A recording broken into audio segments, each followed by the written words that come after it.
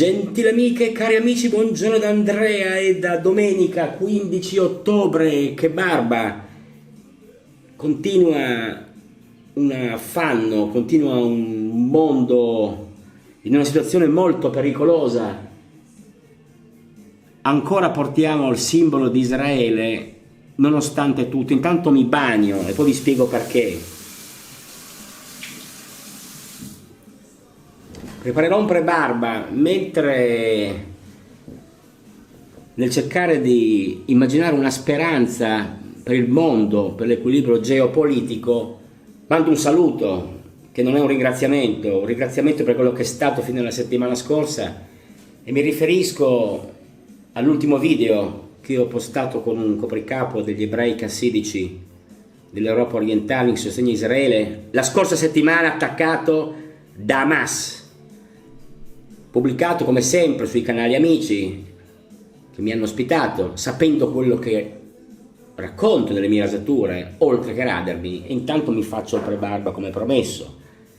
Beard Balm è un prodotto irlandese Dr. K, una pasta per scolpire la barba per chi ce l'ha, e la barba io non la porto, al massimo dico domenica che barba, e prelevo un po' di questo fluido morbido che sa di meravigliosa stucco per falegname, come vi ho già detto, è come radersi nella bottega di un artigiano in Danimarca o in Irlanda per l'appunto, o in qualche stato dove prima della guerra o anche dopo la guerra si cercava la pace e si lavorava alla costruzione dei paesi. Beh, ritorno subito sull'argomento, perché non voglio nascondermi dietro un dito. Tra i vari canali che mi hanno sempre ospitato, e hanno ospitato anche per poche ore il mio ultimo video domenica scorsa, c'è Montefeltro Wet Shaving, canale di amici, molti, pochi che mi seguono con passione, con dedizione, che guardano i miei video fino alla fine, che leggono, si informano, perché questa è la base di tutto. Sono inutile guardare i miei video, e i miei video non avrebbero senso se non avessero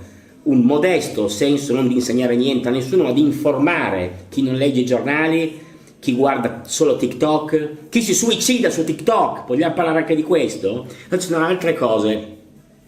Beh, pubblicato il video al pomeriggio alle 3, evidentemente, anzi grazie all'intervento di un imbecille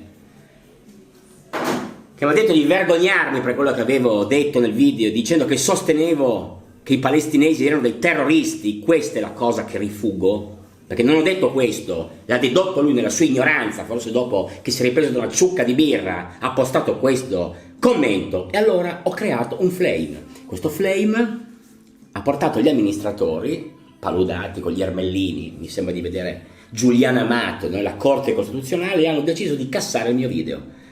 Io pubblicamente ho chiesto sul canale il perché, mi è stato tolto anche questo post per evitare pubblicamente di spiegarlo, me l'ha spiegato in privato uno dei due amministratori. Sapete di chi parlo? Dicendomi che se le regole erano quelle, io ero soltanto libero, se non volevo rispettare, di non farlo. Allora io ho lasciato il canale, loro hanno tolto il mio video, io ho tolto il canale. Io vorrei solo dire, e poi la chiudo, perché non deve essere polemica e non voglio perdere tempo in questa giornata ancora triste, terribile, nel 9° giorno di guerra in Medio Oriente, che chi ha deciso di rimuovere il mio video ha fatto un disonore a Israele, perché ha tolto la possibilità, con quella candela che io avevo in mano come simbolo di vicinanza, di provare a stare vicino a uomini, donne, bambini, famiglie aggredite da dei macellai, e dire la mia e dare il mio sostegno allo Stato di Israele, così come il Foglio ha fatto all'Arco di Tito 4 giorni fa, per esprimere la sua vicinanza. E questo caro signore che ha causato tutto questo, chi dopo, perché io non ho saputo niente avendo lasciato il canale, sosteneva che io dessi dei terroristi palestinesi.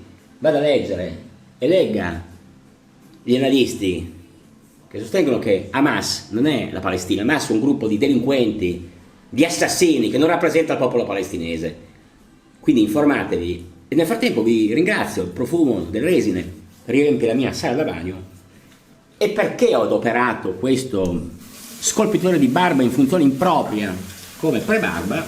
Perché ho intenzione di radermi con un altro prodotto irlandese che, sempre dal Dr. K, mentre sento la pioggia argentina che batte sulle tegole, sui coppi delle case del mio cortile, a Cecina adesso ha cominciato a piovere. Ciotoline in melamina proprietaria, quindi avete capito, si tratta del Dr. K, eccolo qua, ve lo metto a favore di zoom, scusate, di fuoco, Dr. K a lime, saponcino irlandese che abbiamo già preparato in acqua di vegetazione, come vedete, che andremo a scolare e andiamo a montare con nella ciotolina Fabergé un sintetico Yaki Professional. Vi piace? Spero che non irriti nessuno. Ho fatto uso di un pennello arancione, insomma non voglio fare una vittima, chiaramente vi premetto che sono chiaramente deluso, vi dico la verità, deluso perché purtroppo tra tante fake news e non solo, grazie allo strapotere di X, di Elon Musk, di Donald Trump, di tutto quello che le consegue, oggi mentre giriamo in senso antiorario il nostro pennello sintetico, perché non credo che questo saponcino semiduro irlandese sia adatto per essere montato col tasso. Questo poi magari è un mio errore, chiaramente mi perdonerete, questo è il motivo principale per cui su alcuni canali non sono gradito, perché faccio politica, ecco, faccio politica. Bene, io ieri sono stato tutto il giorno, dalla mattina alle 9:15 fino alle 5:30, a Palazzo Vecchio a Firenze, in Piazza della Signoria, dove si è tenuta la festa dell'ottimismo 2023.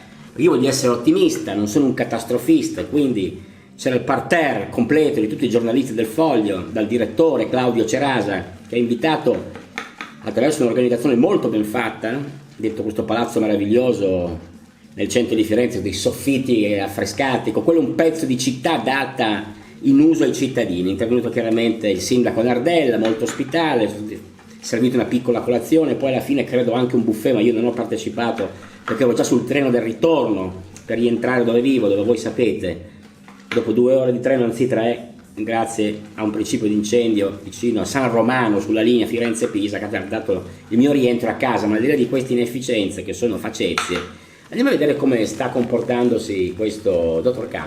Io direi bene, a giudicare dalla mole di schiuma che ha già riempito la mia mano, quasi a rendere invisibile la ciotolina, che è questa qui nera, che intravedete. Io dico che dopo alcuni minuti siamo già pronti a preparare la rasatura, che è stata fatta malissimo ieri, prestissimo, alle 5:30 con il solito rasoiaccio, e quindi oggi bisogna chiaramente onorare i propri impegni nonostante tutto, contro tutto e contro tutti. Quindi grazie a chi sopporta i miei video. Una delle cose, premetto e poi la chiudo, che mi ha fatto veramente ridere, che questo amministratore che si è preso giustamente la briga di rispondermi privatamente del perché il mio video è stato rimosso, mi ha detto che anche in passato ne avevano rimossi altri, ma io non me ne ero accorto. Io, come mi sono accorto di quello di domenica, perché esce il messaggio, il tuo video è stato rimosso, mi si era accorto anche degli altri, perché vabbè che ho 57 anni, no? Vedete, no? Quindi, cari amici, New Generation, io non sono vecchio, ma non rincoglionito fino a quel punto di non accorgermi. In ogni caso, magari sia stato vero. Con questo chiudo la discussione e bagno, vai avanti.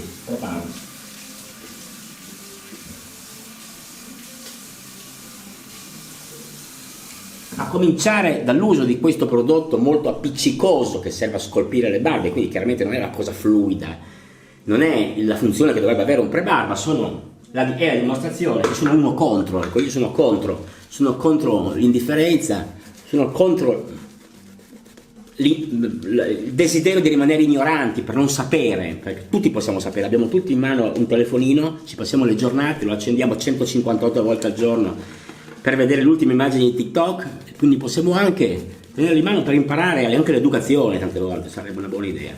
Comunque, il velo da sposa per salutare l'amico Alessio Herrera, saluto Alex Nurse, outsider anche lui, persona che mi sostiene, ma io non è che, voglio dire, ho solo in lui un sostenitore, ho lui un sostenitore particolarmente attivo, perché è molto attento, e di questo lo ringrazio, non me lo nascondo. Saluto quindi Matteo Preda, anche lui credo ex Montefeltrino, qualcuno mi corregga, ma saluto Luigi dal 13, Mirko Falà, saluto Fulvio, saluto Fabrizio, saluto Marco Marotti, saluto tutti coloro di cui non ricordo il nome e che sono, intanto sto cercando di montare ulteriormente alla ricerca di quello che è oltre il velo da sposa, quindi che sia una crema un pochino più ricca, in realtà è difficile con questo sapone, comunque al di là della base fatta con lo scolpitore di barba, ottenere un risultato di spuma. Ecco, io la spuma non la inseguirò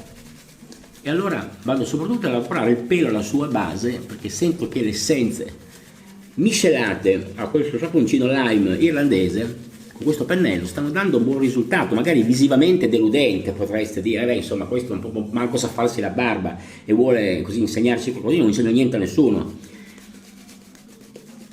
E quindi procedo. Molti VIP, chiamiamoli VIP, insomma, gli esponenti politici di governo e di opposizione, mondo della cultura, giornalisti chiaramente, soprattutto attori come Fabio De Luigi che ha chiuso i lavori alle 7 ma io ero già andato via, scrittori, Maurizio Milani, vignettista del Foglio, sottosegretari, che vi farò vedere dalla pagina del Foglio di ieri, che se volete ne dicono ancora oggi.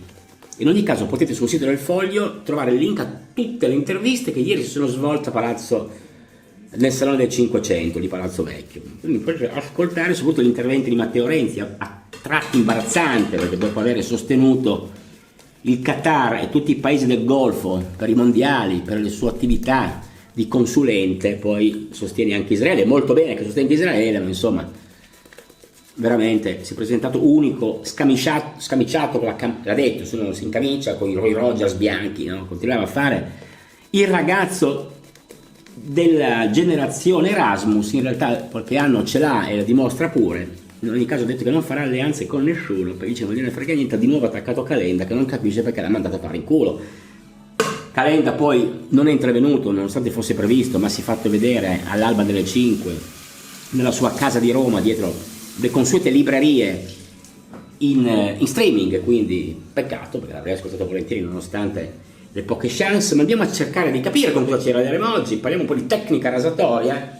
Le lame sono delle Derby Premium, eccole qua, vedete, le ho già smutandate per l'occasione perché mi è già successo di doverle aprire con le mani bagnate ed è un delirio. Quindi queste sono le Derby Premium, regalo di Alessio, che proveremo, anzi abbiamo già provato ma riproveremo, intanto cominciamo ad aprirle e scartiamo innanzitutto il cartoncino, bustina, envelope, si sfilano molto bene se non avete le mani troppo umide che vanno a ammorbidire troppo la carta paraffinata, e andiamo a aprire facendo la prova della cola e abbassando Radio Delfino Catania, il network di Catania, una radio simpatica, molta musica della New Wave degli anni 90, scusate, ma la pochissima cola, niente, quasi niente, un velo, giusto quello che serve a stare insieme in questa serigrafia delle Derby Premium che vi faccio vedere per gli appassionati di imballaggi. E queste invece sono le iscrizioni che sono riportate sulla lametta che vi faccio vedere in sicurezza. Ecco una cosa che non vi ho detto, che l'altra mattina sono riuscito a tagliarmi il naso qui, quindi ho capito perché Marco Traverso quando si rade si tira sul naso e si rade. Adesso la lametta in mano, non voglio fare casino, perché se non ti sposti il naso di qui quando ti radi di là te lo tagli. Vabbè, niente di che. Il rasoio è un ottimo Müller 89, qua è già stato svitato, ve lo faccio vedere solido, va, che preferite forse così, per chi non l'avesse mai visto, ma credo che certamente è un rasoio celeberrimo. Vedo che l'autofocus fatica a dare ragione di sé e quindi andiamo a armare no, non si può dire, vero, non armiamo niente. Appogniamo la lama sopra il portalama, il fermalama, e questo meraviglioso manico con rastrematura e zigrinatura made in Germany va a prepararsi ad affrontare la mia barba. Andiamo a riaccendere Radio Delfino 5 o'clock in the morning, no, quelli erano i Village People, chi erano? Non so cosa ci fosse scritto nel display, e sentiamo il canto della lama. Bene, direi bene.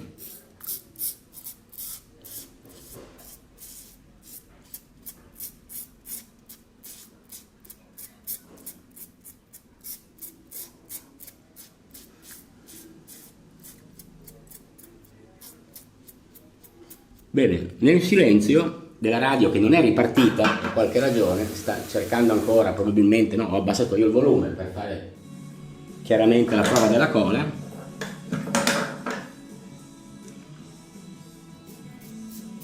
Una radio siciliana, bene il taglio che, certo, radia un viso rasato ma non rasato, perché i rasoi di plastica non tagliano, quindi ieri l'ho fatta la barba, sembrava discreta fino alle 5:30, durata fino alle 10:20. Allora, bene, il primo passaggio è completato, andiamo subito al secondo passaggio. Il tempo vola, sì, e la vita fugge e non si arresta un'ora. Bene, voi cosa fate oggi? Dove siete? Come vanno le previsioni del tempo? So che il centro-nord c'è una situazione di peggioramento, qua arriverà soltanto tra oggi e domani, qua di nuovo uscito il sole, qualche nuvola verso sud. Andiamo a riprendere, a pescare un po' in questo saponcino che non restituisce, come abbiamo detto, grandi pannosità, ma comunque in questo modo la setola pesca bene. Al secondo passaggio sul viso, già trattato con il primo passaggio del pelo. Sulla lavagna alle mie spalle, come vedrete, è rimasta una data, 2023, non c'è scritto nulla per fortuna, perché non è morto nessuno, è morto un sacco di gente. Io qua non ho messo i morti del conflitto a Gaza, in Palestina, in Israele, perché è meglio lasciar perdere, ma io vi ricordo che domani, il 16 ottobre, sono 80 anni dal rastrellamento del ghetto di Roma, che mai come oggi arriva puntuale nello scempio della storia a ricordare la deportazione di 300 ebrei, 400, quanti erano, questo non me lo ricordo, ma comunque una marea di ebrei non sono più tornate. Faranno sicuramente vedere sulla storia alcuni filmati che ogni anno, a proposito della Shoah, ripropongono come un disco rotto la deportazione nazista nel 1943. Quindi se domani vi ricorderete di accendere una candela per loro, senza timore di offendere nessuno. In Europa sono state vietate le manifestazioni pro-Palestina, avete visto, in realtà non sono state rare né a Londra né a Parigi, dove in Place de la République, il giorno del venerdì dell'odio, che era l'altro ieri, il giorno sacro ai musulmani, ci sono state manifestazioni prontamente sedate dalla polizia, perché sono chiaramente venuti alle mani. Lo stesso a Roma, dove un corteo ha rischiato di incrociare un corteo dell'estrema destra, che non si capisce perché sostenga, sicuramente non Israele. Insomma, alla fine, purtroppo, adesso le fazioni sono state disegnate nelle scuole, imbecilli, ignoranti, hanno inneggiato all'immagine di Israele in fiamme. Sono riuscito anche a dire questo, ragazzini di 16 anni che si passavano la birra. Una ragazzina ha detto a Piazza Vittoria a Roma all'amico, si dice: dammi la Peroni che l'ho pagata io.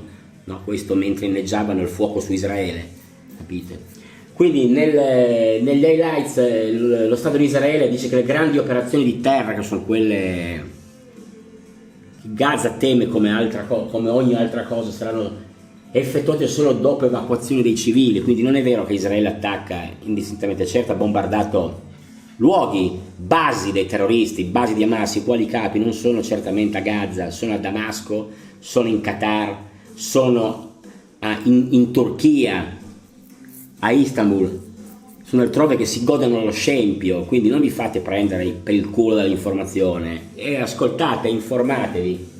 L'Egitto aveva chiuso, poi riaperto il valico di Rafah per far uscire a sud di Gaza i profughi, che sono una tragedia umana immensa, 1 milione di persone in fuga. Mi sono anche tagliato qua, ho sentito uno strappo, quindi non parlo, scusate, vi lascio leggere,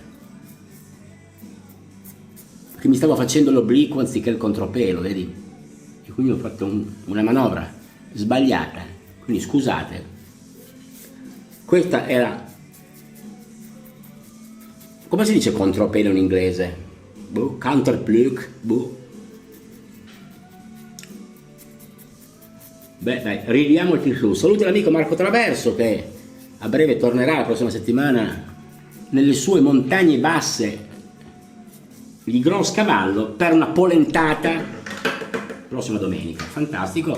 Prima del terzo passaggio vediamo le posizioni all'estero. Chiaramente inferno Medio Oriente, il titolo. Evacuato il nord della striscia, dove gli Hezbollah, i fili iraniani, bombardato l'aeroporto di Damasco e di Aleppo per evitare che l'altra settimana, a quella appena trascorsa, anzi questa settimana, un diplomatico iraniano si recasse in Siria e l'USA, Stati Uniti, Biden ha posizionato la porta aerea del Gerald Ford, che tutti hanno detto ma come si fa a titolare un presidente come Gerald Ford una porta aerea in un momento così, insomma davanti a Gaza che è sul mare, la striscia, se avete visto la mappa, c'è una porta aerea americana pronta a intervenire, situazione molto critica. La Cina è molto critica perché dice che Israele sta agendo oltre l'autodifesa, quindi sta esagerando, quindi la Cina non si sta posizionando in una posizione di favore. Il problema a cui evitare, come tutti hanno detto ieri alla festa del Foglio, è intervenuto anche Alfredo Mantovano, sottosegretario della Presidenza del Consiglio, questo l'ha detto lui,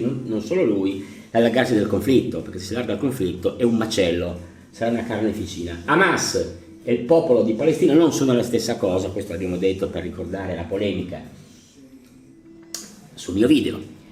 Eliminato Ali Khadi, capo di Hamas, uno dei grandi dirigenti di Hamas, e soprattutto hanno anche fatto fuori l'addestratore dei parapendio, che sono i mezzi con cui sono entrati il 7 ottobre all'alba l'esercito islamico per sgozzare nei kibbutz e nelle case lungo il confine le famiglie di innocenti israeliani, civili, non militari, ricordiamo, attacchi ai civili. E qua andiamo poi, perché vogliamo anche un po' sorridere, vogliamo prima fare il terzo passaggio, ma andiamo avanti. Fabrizio Corona appena liberato ha già cominciato a fare casino, collegato non si sa come, ma si sa come sì, perché è un uomo che con la comunicazione con TikTok, con Instagram ha fatto milioni di euro, sta facendo affari ovunque perché tutti lo chiamano, insomma si è innestato nel calcio scommesse, dove avete sentito a Coverciano, Zaniolo, un altro Tonioli, come si chiamano, non seguo, insomma 2 calciatori della nazionale sono stati arrestati dalla polizia per il calcio scommesse anche su partite in cui erano coinvolti loro. Interessantissimo il pezzo di Moreno Pisto su Mo Magazine, scritto così se volete andare a cercarlo, se no ditelo che ve lo dico, Mov si chiama, Mov Magazine, un pezzo sulle nuove peripezie di Fabrizio Corona. E poi interessante anche, questo non c'entra nulla con tutto questo, ma insomma c'entra con chi vuole studiare la storia del 78, voi sapete che Gian Giacomo Feltrinelli saltò per una imperizia durante un sabotaggio a un traliccio dell'alta tensione a Segrate nel Milanese per una errata collocamento di un ordigno. Era la storia di Gian Giacomo Feltrinelli, grande editore ricchissimo che faceva guerrigliero perché sosteneva di aver avuto troppo dalla vita e forse voleva ricambiare quello che aveva avuto. Questo è un po' il filone di questo nuovo libro di Davide Serafino, Gappisti. I Gap erano le truppe irregolari rivoluzionarie fondate da Gian Giacomo Feltrinelli, quindi dei partigiani post guerra mondiale che si sono poi legati molti anche al terrorismo e alla lotta armata. Quindi interessante questo libro, ma è la figura di Vittorio Battistoni che è interessante. Intanto mi bagno per il terzo passaggio così andiamo avanti, se no qui non la finiamo più. Io andrò avanti anche tra giorni, ma poi volete anche andare a mangiare.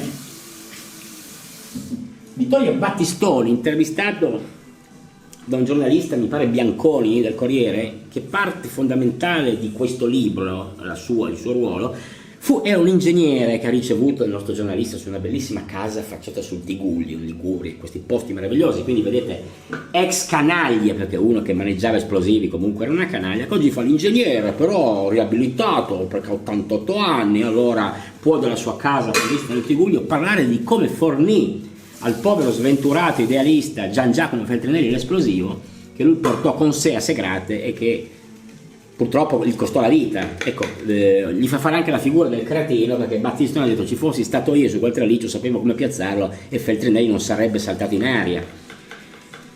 Insomma volevano togliere la luce nella zona, fare un attentato dimostrativo importante, insomma. Allora questo Battistoni che aveva avuto l'esplosivo perché l'aveva rubato in una cava dove stavano costruendo delle strade nella sua zona in Liguria, dove era nato di fatto e dove è rimasto verosimilmente, e ha visto che nel deposito dove gli operai che usavano l'esplosivo per far saltare le rocce, per tagliare le rocce, non c'era nessuna sorveglianza. È andato lì di notte, ha rubato tipo 200 kg, in 4 sono andati, ha rubato 200 kg di tritolo, l'ha fornito a Feltrinelli dicendogli guarda, io ti insegno a costruire un marchingegno attraverso un orologio da polso collegato alla mina, tipo timer, però fa attenzione. Però anziché usare un orologio, usa una sveglia, qualcosa di più semplice, perché dice fare un buco di 1 millimetro senza rompere il quadrante era un po' delicato. Feltrinelli si vede dato lì col suo, cosa avrà avuto, un Lawrence, un Omega, salutando le grandi case, o non lo so, magari anche un Vacheron Constantin, visto che era uno molto ricco, chiaramente questa è una battuta, ha collegato male i fili, insomma è saltato in aria e ci ha lasciato la ghirba. Bene, quindi queste sono le cose che possono essere dei buoni motivi per passare una buona domenica. Non ho scritto nella parte relativa agli esteri, che ieri è stato chiuso, l'ha detto Crosetto in diretta, intervistato da Simone Canettieri sul palco della Festa del Foglio. Oltre che rientreranno 20 carabinieri da Gerico, ma questo ammesso non è una cosa particolarmente complicata, hanno chiuso, ma l'ha detto lui, ma ormai lo sappiamo tutti, il Louvre, Versailles ieri, perché in Francia il radicalismo islamico è fortissimo, contro Pè, l'avete sentito, dell'insegnante di 57 anni ucciso nel nord della Francia da un pazzo, un ragazzo, ex studente che con 2 coltelli si è presentato menando fendente a destra manica, il professore è intervenuto per salvarlo e gli ha tagliato la gola. Quindi occhio a chi vive in Belgio, con gli amici che vivono, un amico carissimo che vive a Bruxelles, insomma, quei paesi tipo Molenbeek, un sobborgo, una città del Belgio strapiena di islamici radicalizzati, quindi l'effetto emulazione è fortissimo. Credo anche in una bomba all'ambasciata di Tokyo, israeliana a Tokyo. Questi sono i level 42, anni belli, spensierati, in realtà la guerra arabo-israeliana dagli occhi pur c'era già stata, ma tutti ridevamo, era l'87, 88, qualche anno era. Datatemi, e ringrazio in particolare per la risposta a Stefano di Unimo Italy sui 21 grammi, non 230 grammi di cui ho parlato nel video della settimana scorsa, era 21 grammi, un film del peso dell'anima. Bene, sto pensando se c'è qualcos'altro che non mi sfugga tra le miliardi di cose che ci sono scritte sui giornali. Ovviamente i migranti sono diventati l'ultimo dei problemi. Infatti ieri il ministro Piantedosi non ne ha parlato, ma è stato interpellato sul rischio di attentati in Italia, oppure che attraverso i barchini, questo gli ha chiesto sempre Canettieri, mi pare l'avesse intervistato lui, se potevano infiltrarsi i terroristi, di arrivare in Italia terroristi. Pare che al momento sì, è una possibilità, insomma non ci sono evenienze che l'Italia rischi. È chiaro che il governo con la propaganda se la cava bene e quindi manifesta sicurezza. Intanto sono stati rinforzati tipo 27.000 obiettivi sensibili in Italia, hanno rivisto tutte le varie procedure liminali, insomma, tra cui chiaramente le sinagoghe e i centri di religiosi, di religione ebraica. Bene, infatti prima di sciacquare abbiamo promesso di aver fatto leggere l'elenco di chi ha partecipato ieri del Parterre des Rois, che ieri si è riunito alla festa dell'ottimismo. Qua vedete la bandiera di Israele che il giornale ha pubblicato in sostegno del popolo aggredito, e qua ci sono a destra e a sinistra l'elenco dei vari partecipanti. Alcuni non c'erano, io vi leggo quelli che c'erano e che sono stati intervistati. Lawrence Boone non c'era, vabbè, Margherita Cassano, prima presidente della Corte di Cassazione, Giuseppe Conte, che conoscete, Guido Crosetto, Maurizio De Lucia, procuratore di Palermo, Fabio De Luigi, Vincenzo De Luca, che ha fatto uno show meraviglioso. Sui tatuaggi, se l'ha anche un po' presa col Partito Democratico, che è il suo partito, dicendo che è un partito di gente maleducata, una scrittrice italiana, Erin Doom, Raffaele Fitto in video perché non era presente, Paolo Gentiloni non si è neanche fatto vedere, Francesco Giavazzi, economista, intervistato prima della pausa, Maurizio Landini non si è fatto vedere, Maurizio Leo, vice segretario delle finanze, ha parlato un po' di riforme, di amicizie, dei rapporti che si devono reintessere tra cittadini e fisco italiano per recuperare 100 miliardi di tasse. Ogni anno lo Stato italiano non riesce a recuperare 100 miliardi di tasse, se ci rendiamo conto, perché riescono a recuperare il 2% dell'evasione. Quindi questo è il governo del pugno duro. Alfredo Mantovano, primo della giornata, sottosegretario alla presidenza del Consiglio, Bernardo Mattarella, che non ho capito se è parente, ma è amministratore delegato di Invitalia, una società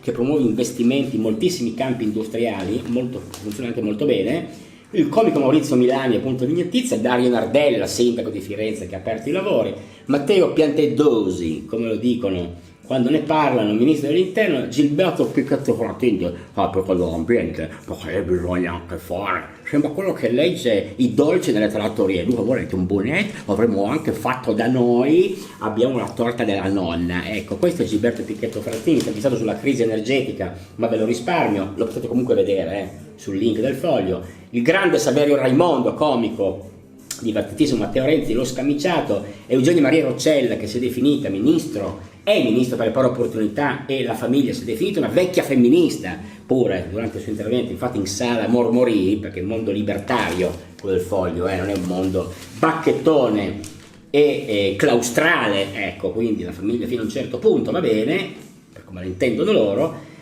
Poi Paolo Savona non c'è stato, economista, non c'era, Einstein chiaramente c'era, ha avuto anche un buon successo, ha avuto anche buoni applausi, ha detto anche cose giuste, devo dire, anche chiare, quindi non è vero che non si capisce quanto parla, forse chi non la capisce perché è un analfabeta funzionale, non capisce quello che legge, non capisce quello che sente, questo è anche probabile, è un vezzo diffusissimo, in Italia, non solo in Italia. Antonio Tajani in diretta ha parlato tutto imbarrato, era stato a Tel Aviv il giorno prima, poi è stato a Monza perché poi hanno le elezioni suppletive, Galliani si candida contro Marco Cappato che per una volta unisce la sinistra nel collegio suppletivo di Monza per sostituire il seggio di Silvio Berlusconi, ahimè passata miglior vita 5 mesi fa. Alice Urciuolo, scrittrice, c'era ma non l'ho ascoltata, ministro dell'istruzione Valditara, poca roba, e il cardinale Maria Zuppi che ha parlato in remoto e nessuno lo ascoltava, la sala si è svuotata, tutti andavano a fumare, credo, io non fumo quindi non sono andato, nel caso questa è la copertina del Foglio di ieri, ma non vi ho isolato niente, invece pregevole per l'aspetto, diciamo, partiamo dalle cose divertenti, dai, la Brianza del CAV, qua vedete una delle ultime immagini, questa Alessia Lautone, direttrice della Press, saluta un Silvio Berlusconi nel parco della sua villa e vediamo qua, se non la riconoscete, Licia Ronzulli che assiste alle scene per vedere che tutti stiano al loro posto, e questo è il pezzo del grande Michele Masneri. Io vi racconto di cos'è la Brianza oggi intorno a Maccherio, a Villa San Martino, che sono le due ville, in una ci vive Veronica, la sopravvissuta, e pare che negli anni, dunque, Berlusconi avesse una passione per comprare di notte, per combattere l'insonnia, quadri nelle aste televisive, e pare che inizialmente, racconta Alessandro Orlando, volto notturno di Telemarket, furono migliaia i dipinti che il CAV ordinava personalmente al telefono a notte fonda, scosso dall'insonnia. Prima si pensò a uno scherzo, ma poi, fatte le verifiche del caso, si capì che era lui davvero. E Orlando andava a portargli le primizie direttamente con un camioncino. Insomma, pare che negli anni Berlusconi abbia accumulato 25.000 quadri di non eccelso valore in questo hangar refrigerato e sorvegliato, suddivisi per tema, vedute di Venezia, natura morte, eccetera. Hangar che di affitto e gestione costa 800.000 euro l'anno, che pesano sugli eredi, che sono in fase di spending review, come sappiamo. Ok? Poi ci sono messi pure i tarli, ci si sono messi pure i tarli, qua viene la battuta di Masneri, che hanno aggredito le cornici, al che raccontano che i custodi abbiano proposto alla famiglia di smontare le 25.000 cornici, bruciarle e sostituirle. Ma la famiglia ha detto: no, bruciate tutto. Così qualche giorno fa si è avuto l'immenso rogo dell'arte povera del CAV.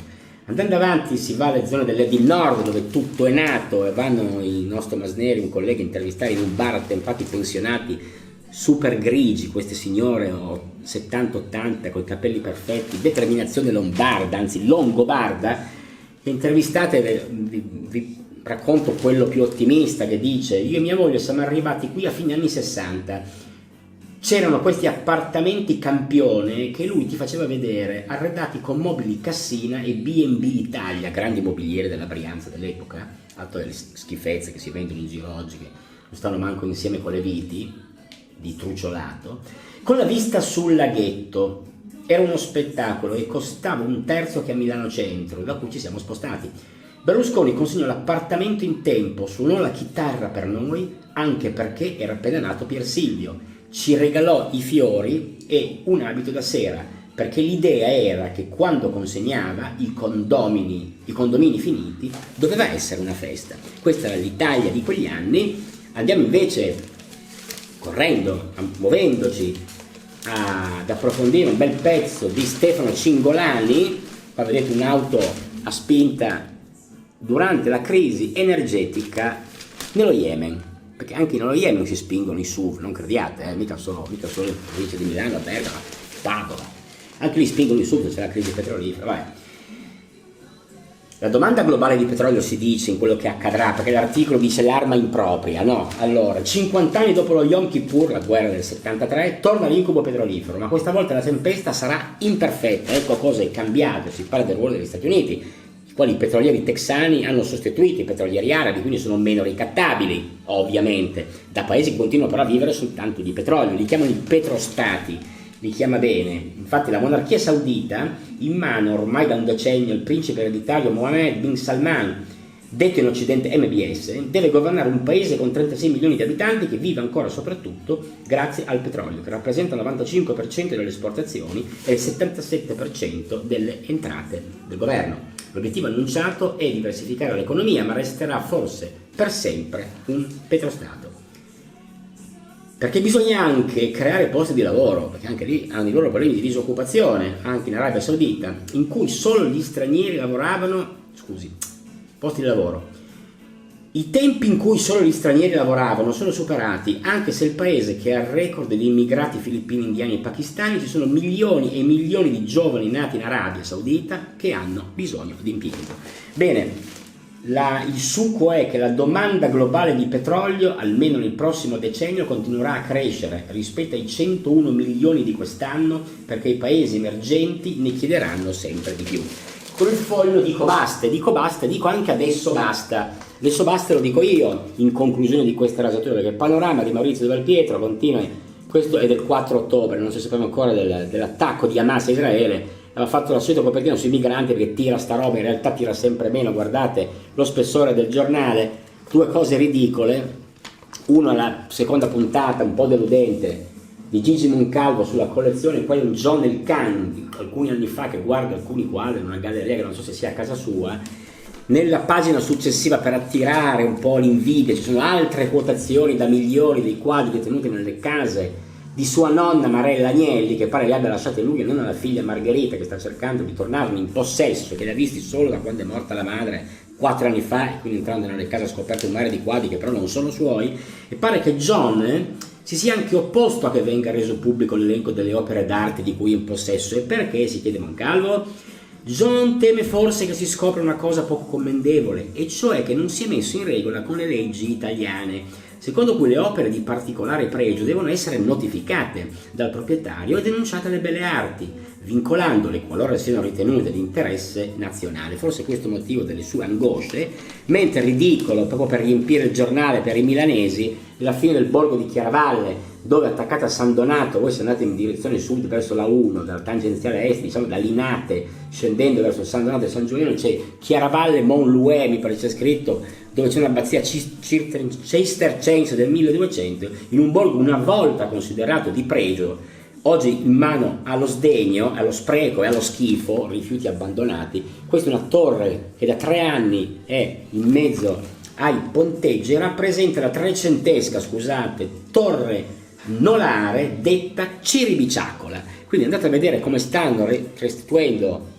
Milano, come sta restituendo, anzi sta consegnando gli immigrati che andranno a vivere, probabilmente loro, ma non lo dico io, lo dicono gli articoli. Questa è una fermata del tram invasa dalle erbacce, buttando a mare qualcosa di veramente storico e importante. Io sono alla fine, anzi no, ho dimenticato l'ultima cosa, una cosa bella perché c'è una mostra a Parma, si chiama 1950s, cioè gli anni 50, mostra di pittori americani, dove una delle foto esposte è aperta dal 7 ottobre al 10 dicembre 23, quindi se avete tempo andate a vederla, al Palazzo del Governatore di Parma. E questa è una delle foto, Marilyn Monroe che fa i pesi in palestra. Guarda che bella immagine, foto stratosferiche bellissime, di impatto artistico eccezionale, veramente da non perdere. Bene, allora, un after, oggi lo facciamo un'acqua velva perché è blu, perché ho bisogno di continuare a guardare la speranza dei colori, la speranza di questo mare, la speranza di questi colori, io li metto accanto perché è un blu similare.